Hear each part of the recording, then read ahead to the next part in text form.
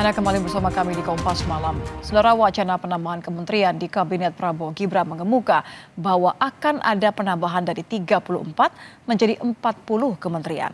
Tak selang lama dari kabar itu, Badan Legislasi DPR menyetujui RUU Perubahan Undang-Undang Nomor 39 Tahun 2008 tentang Kementerian Negara menjadi RUU Usul Inisiatif DPR Kamis kemarin. Mampukah ini menjadi solusi menghadapi besarnya berbagai tantangan pemerintahan, bukan semata-mata bagi-bagi jatah kue kekuasaan? Lengkapnya dalam ulasan Istana bersama jurnalis Kompas TV Friska Clarissa.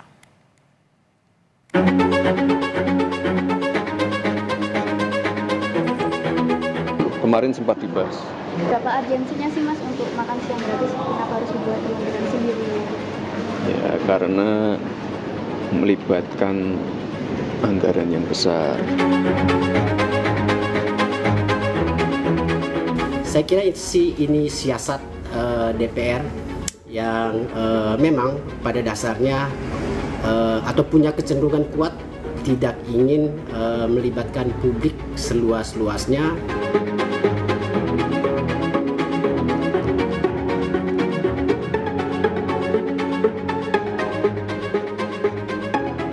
Wacana penambahan kementerian di Kabinet Prabowo Gibran mengemuka. Benarkah demikian? Jika iya, mampukah ini jadi solusi menjawab berbagai tantangan di pemerintahan, bukan sekadar bagi-bagi kue kekuasaan? Lengkapnya dalam ulasan Istana bersama saya, Friska Clarissa.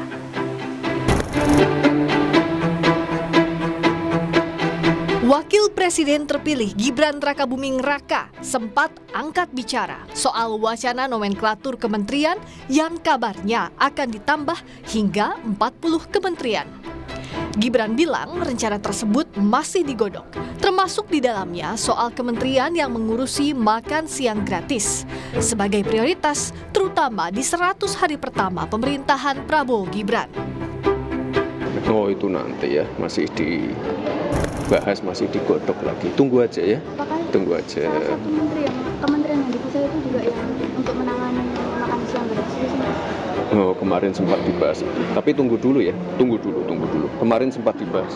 Berapa urgensinya sih Mas untuk makan siang gratis? Kenapa harus dibuat kementerian sendiri? Ya karena melibatkan anggaran yang besar. Distribusinya juga tidak mudah.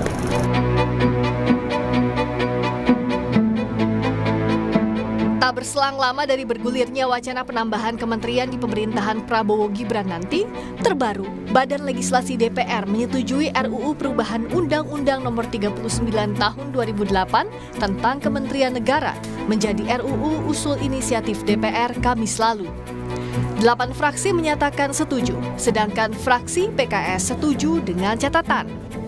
Pimpinan Balik DPR menyebut hasil keputusan Pleno Balik selanjutnya akan menunggu waktu untuk dibawa ke rapat paripurna. Kita berharap apakah Presiden nanti siapapun yang akan ditunjuk untuk dilakukan pembahasan lebih mendalam dalam pembicaraan tingkat 1 yang akan datang. Dan kami bersyukur ternyata bahwa semua fraksi setuju dengan berbagai macam catatan-catatan yang ada yang sifatnya adalah dalam rangka prinsip yang pertama, semua menghargai perubahan ini dalam rangka memperkuat sistem presidensil kita. Selain alasan penyesuaian perkembangan zaman dan sudah masuk prolegnas sejak 2019, Ketua Komisi 2 DPR yang juga Wakil Ketua Umum Partai Golkar Ahmad Doli Kurnia tak memungkiri revisi Undang-Undang Kementerian Negara bersinggungan dengan kepentingan akomodasi politik, meskipun ia mengaku itu bukan alasan utama. Yang namanya akomodasi politik itu kan saya kira nggak bisa dihindari juga, ya. Nah, oleh karena itu berdasarkan 2 hal yang tadi. Nah momentum, kita punya momentum sekarang, punya momentum untuk melakukan revisi Undang-Undang Kementerian. Nah, yang juga mungkin salah satu pertimbangannya itu bisa jadi ada aspek akomodasi politik, tapi nggak murni aspek akomodasi politik. Kritik datang dari peneliti Forum Masyarakat Peduli Parlemen Indonesia Formapi Lucius Karus yang menilai revisi undang-undang oleh DPR cenderung tertutup dan bertujuan mengakomodasi kepentingan elit.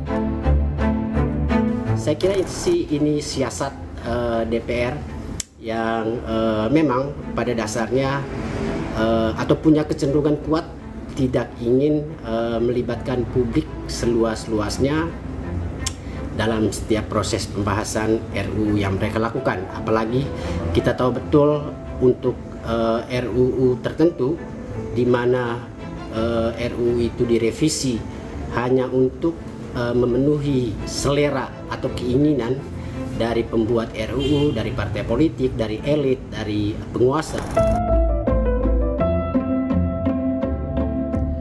Ada 3 poin dalam revisi Undang-Undang Kementerian Negara yang merupakan inisiatif DPR. Pertama, terkait penghapusan pasal 10 yang mengatur ikhwal presiden dapat mengangkat menteri dan wakil menteri dengan karena adanya beban kerja yang membutuhkan penanganan secara khusus. Selanjutnya, revisi pasal 15 yang awalnya mengatur secara khusus jumlah kementerian sebanyak 34, di mana dalam norma baru yang dimasukkan, yaitu presiden dapat menetapkan jumlah kementerian dengan memperhatikan efektivitas penyelenggaraan pemerintahan. Terakhir, penambahan ketentuan mengenai tugas pemantauan dan peninjauan undang-undang di ketentuan penutup. Sementara juru bicara Prabowo Subianto, Dhanil Anzar Simanjuntak menegaskan, fokus Prabowo dalam menyusun kabinet bukan pada jumlah.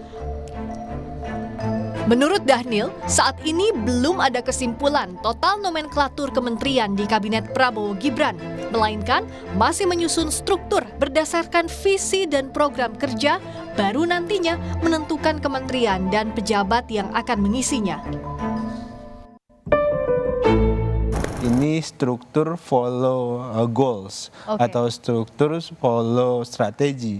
Nah, itu yang sedang dilakukan dan belum ada satupun kesimpulan yang diputuskan oleh Pak Prabowo akan ada 34 kementerian misalnya sesuai dengan undang-undang atau ada 40, bahkan ada yang bilang 60 dan sebagainya. Sama sekali belum ada keputusan terkait dengan itu. Oke, kalau tadi misalnya Bang Habib bilang bahwa ya tidak menampik juga kalau misalnya kebutuhannya demikian. Artinya sejauh ini pengembangan wacana sampai berapa kementerian, apakah kementerian di masa Pak Jokowi ini masih bisa diterapkan atau butuh pengembangan, sudah sampai tahap sana belum? Iya, tapi yang jelas sampai dengan detik ini Pak Prabowo belum memutuskan berapa kementerian yang akan beliau bentuk untuk memenuhi semua program-program dan visi yang ingin diwujudkan oleh Pak Prabowo. Yang jelas bagi Pak Prabowo hari ini fokusnya adalah bagaimana visi dan program itu bisa dimanifestasikan, kemudian selesai nanti dengan institusionalisasi melalui kementerian, baru kemudian kita berpikir